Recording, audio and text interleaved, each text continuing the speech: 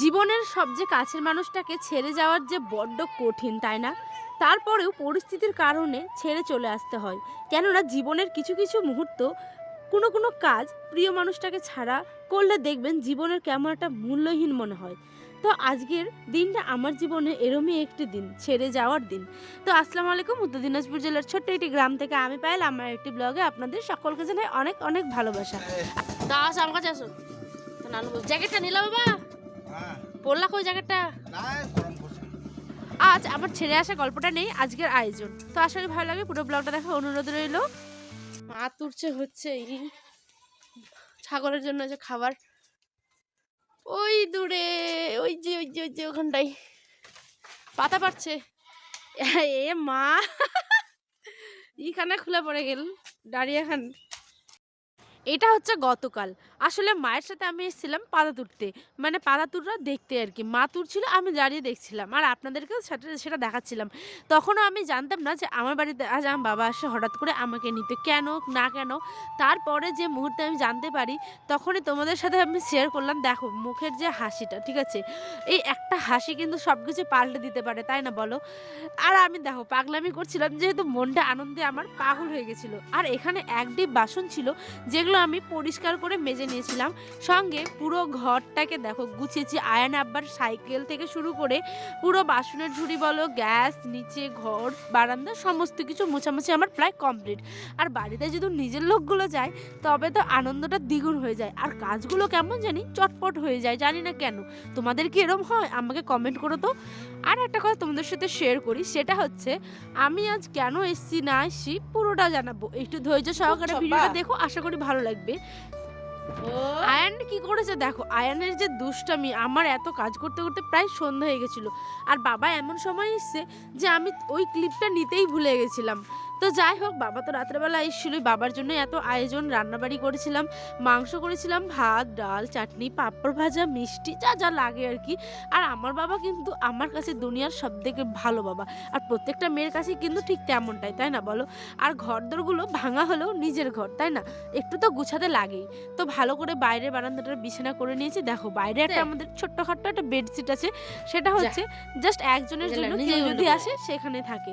তো বাবাকে অনেক কষ্টে আমরা ঘরে ঘুমাতে বলছিলাম, কিন্তু বাবা আমাদের কষ্টটা বোঝে, ভাবছে বাচ্চাটাকে নিয়ে বাইরে থাকবে। বাইরে বলতে এটা আমাদের বারান্দার মানে রুমের মধ্যেই পড়ে। যাই হোক বকবক করছি অনেক কিছু। আর এখানে রান্না করে নিয়েছি হচ্ছে বাঁধাকপি আলু আর গাজর দিয়ে একটা ভাজা। এরম করলে আমার খাওয়াটা খুব ভাল লাগে, খাবারটা বলতে কি টেস্টি হয় একটু। তো চলো রান্না করছি আর তোমাদের সাথে শেয়ার করছি কেন আমি আসলাম। দেখো আমাদের মানে ব্লগের সামনের দিকে তোমরা দেখতে পেলে যে আমার বোনকে নিয়ে আমরা আসছি বাড়িতে। যেহেতু আমার বোন একটা নার্সিং কোর্সের জন্য ভর্তি হয়েছে, সেই জন্য ওকে বাবা আনতে এসেছিলো। তো আর আমার বোনের কলেজ আর আমার শ্বশুরবাড়ির রাস্তা কিন্তু এক রাস্তাতেই। তো বাবা বলছে ওই মেয়ের বাড়ি যাব যখন, তখন আমি এই মেয়েরও বাড়ি যাই। তাহলে আর দেরি কিসের, চটপট আমি রান্নাবাড়ি কমপ্লিট করার পরেই বেরিয়ে পড়লাম সকাল সকাল হচ্ছে আমার বাবার বাড়ির উদ্দেশ্যে। আর সেটা হচ্ছে আমার বিশেষ একটি কাজের জন্য। আর সামনে যা ব্লগগুলো আসতে চলেছে ধামাকেদার একদম, জাস্ট মানে কি বলবো, দারুণ দারুণ ব্লগ আসে, তোমরা প্রত্যেকে দেখো কিন্তু। হ্যাঁ, আর আয়ন শোনার সে আমি একটা বিশেষ কাজ করার জন্য, নইলে আসতাম না গো। কারণ এই কয়েকদিন আগেই দেখলে যে আমি এখান থেকে গেছিলাম।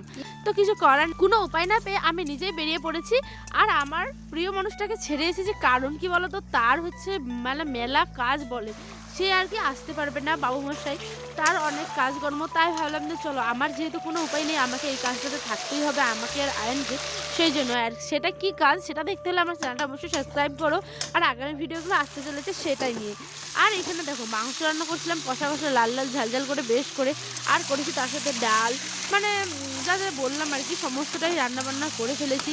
আর বাবার সাথে নানি নাতির গল্প ভাবতে পারবে না, তোমাদের সাথে পুরোটা শেয়ার করলে হয়তো বুঝতে পারতে, কিন্তু একটা সিনেমা তৈরি হয়ে যেত যদি আমি পুরোটা মানে শেয়ার করতাম তোমাদের সাথে। আর কি বলতো, এই রান্নাটা না একটা অন্যরকমের আর্ট, মানে যখন তুমি চাইবে যে ভালোভাবে রান্না করবো তখনই দেখবে ঠিক খারাপটা হবে। আজকে রান্না করতে করতে ঠিক আমার সেটাই। আর এখানে নানা নাতির গল্প শুনলে তোমরা হাসবে নাকি কাঁদবে সেটা তোমরাই সিদ্ধান্ত নাও। দেখো নানু কই বাবা, ওরে বাবা এখানে ঢুকে আছে, নানু কই?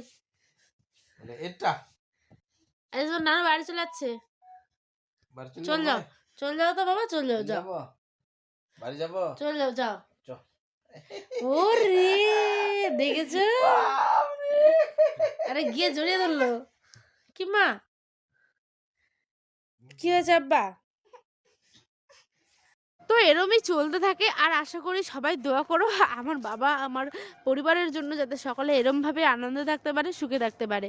আর এখানে আমার বাপটার আমি হাত পাগুলো টিপে দিচ্ছিলাম কারণ আমার ছোট বাপটাকে আমি প্রতিদিনই দিই। আজ ভেবেছি যখন বড় বাপটাকে পেয়েছি আর সুযোগটা ছাড়বো কেন বলো? তো সঙ্গে সঙ্গে বহুদূর থেকে বাবা এসছে সেই জন্য ভাবলাম যে চলো একটু ঠান্ডা ঠান্ডাও করছিল, হাতে পায়ে সরিষার তেল দিয়ে বেশ করে মালিশ করে দিয়েছি। আর এখানটাই দেখো ওই আদিল যা বাবাকে দে দে বাবাকে দে দে বাবাকে দে দে দে দে দে দে আসলে দাঁড়াও দাঁড়াও তোমাদের ব্যাপারটা বুঝিয়ে বলি। এখানে আয়নের আব্বা আর তার দুই বেহাইন মিলে সকলে মিলে রোদ দাবছিল সকাল সকালবেলা, মানে আজকে আর কি। আর এখন আমি ভয়েসটা দিচ্ছি ঠিক সন্ধ্যাবেলা, ভিডিওটা দিতে অলরেডি লেট হয়ে গেছে, কিছু মনে করো না কেউ। এখানে সকলে মিলে গল্প করছিল আর এই সেই মুহূর্ত, বিদায়ের মুহূর্ত। আদিল দাও আসো আমার কাছে আসো। তো নানু বল জ্যাকেটটা নিলাম বাবা, হ্যাঁ পড়লা কই জ্যাকেটটা? না গরম করছে চলে সানিল আর পিলার সানিল দেই বড় সাইজ সানিল আসো আসো দেখে বসো। টাটা ওই টাটা আর কি বলবে।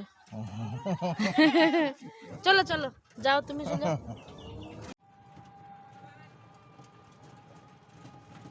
আসলে ব্যাপারটা হচ্ছে যেমন একটা চাপা কষ্ট হচ্ছিল ঠিক একটা মন খোলা আনন্দও ছিল, কিন্তু মনের মধ্যেখানে কোথাও যেন মনে হচ্ছিল উফ, মনে মনে আনন্দে ছিলাম যে আমি কখন গিয়ে সেই আমার পুরনো ঘর, পুরনো বারান্দা, পুরনো মানে সমস্ত কিছু বিছানা কখন গিয়ে আমি একটু আরাম করে ঘুমোবো, তাই না বলো? ওইটা যেমন নিজের বাড়ি এইটাও ঠিক তেমনই। আর দেখো বলতে বলতে চলে এসছে আমার বোনের কলেজে। আমার বোনের কলেজটা কিন্তু নতুন জাস্ট হয়েছে আর ওই পড়াশোনা করার জন্য এইখানেই কিন্তু ভর্তি হয়েছিল। আর আজকে তার শেষ দিন। কেন বলো তো শেষ দিন বললাম? কারণ সামনে আসছে গিয়ে তোমার বড়দিন, ক্রিসমাস যেটা, তারপরে হচ্ছে গিয়ে 1 জানুয়ারি, তো ওর কলেজ বন্ধ থাকবে। তাই ওকে নিয়ে একবারেই সবাই মিলে বাবার বাড়ি যাব। আর বাবার বাড়ি কিন্তু আজকে বেশ একদম আনন্দ হতে চলেছে। তার 2 মেয়ে, মানে ঘর একদম জুড়ে হা হা হি হি চলবে। আর প্রত্যেকেরই হয়, তাই না বলো? আর এগুলো হচ্ছে তাদের বেড, মানে ওদের রুম। নতুন যেহেতু করেছে তেমন একটা কোনো ফার্নিচার নেই।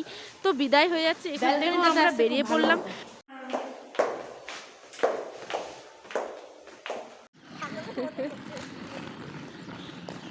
বাবা চ চ। আর এই জায়গাটা তার কিছু মানে ফর্মালিটি ছিল সেটাই ওই করছিল, সাইন টাইন কী কী সমস্ত কাজ, আমি অত কিছু বুঝি না বাবা। আমি তারপরে চলে এসেছি চটপট করে ফার্স্টে জায়গা নেওয়ার জন্য, মানে প্রথম সিটটা নেওয়ার জন্য টোটোতে। দেখো ওই রাস্তাকে হেলে দুলে বাবার সাথে বাবাকে সমস্ত কিছু ধরিয়ে দিয়েছি। এত ব্যাগ ভাবা যায়, আমার বাবা এদিকে আমি আইনকে নিয়েছি, এদিকে আমার বোন, এদিকে বাবা সমস্ত ব্যাগটাই নিয়েছে। তো চলো হাবি জাবি করতে করতে তো চলে এসেছি। আমার তখন দুঃখ দুঃখ মনটা ছিল, বাসে আমার কান্না পাচ্ছিল, কিন্তু এখন আমার একদম কিন্তু আনন্দ। কেন বলো তো?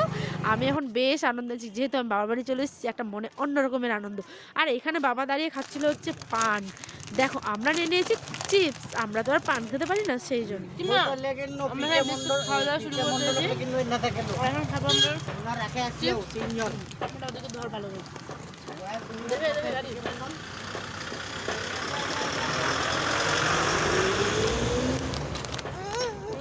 দেখো কেমন আমাকে ছেড়ে খেয়ে নিচ্ছে।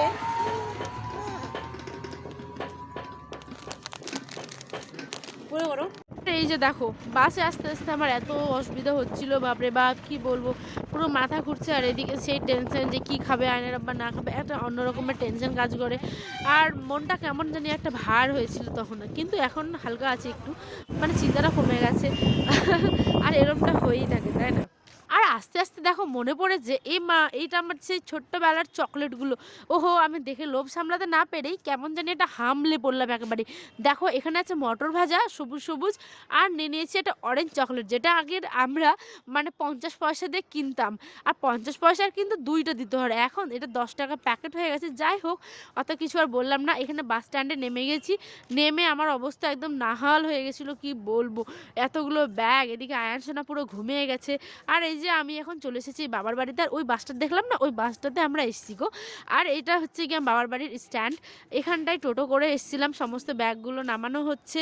আর এদিকে তো আমার বোনের বান্ধবী তাকে দেখে জড়িয়ে ধরেছে, আর আমার বান্ধবীর কোনো পাত্তা নেই, সে এখন নিজের কাজ করছে, রাতে আনন্দ হবে না।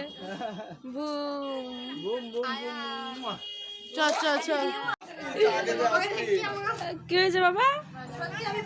নানুই তো, এটা কে এটা? আর কি নানু তারপরে সেই আমি আমার পুরনো ঠিকানায় পৌঁছে গেলাম। দেখো, আসলেই না মনটা কেমন জানি একটা অন্য রকমের আনন্দে ভরে ওঠে। আমি এসেই আগে বলছি মা, মা, মানে একটা অন্য রকমের শান্তি এই ডাকটার মধ্যে, হয়তো তাই। আর আমি তো এখন মা, আমিও বুঝতে পারি যে এই ডাকটা দিলে একটা অন্য রকমের শান্তি। আর মায়ের দিকে মানে রান্নাবান্নি করতে গিয়ে ব্যস্ত, বেচারা একা হিমশিম খেয়ে গেছে, কোন দিকে যাবে বলো? বড় মেয়েও নেই, ছোট মেয়েও নেই, কিছু তো করার নেই, নিজে নিজেই যা পারে তাই করে।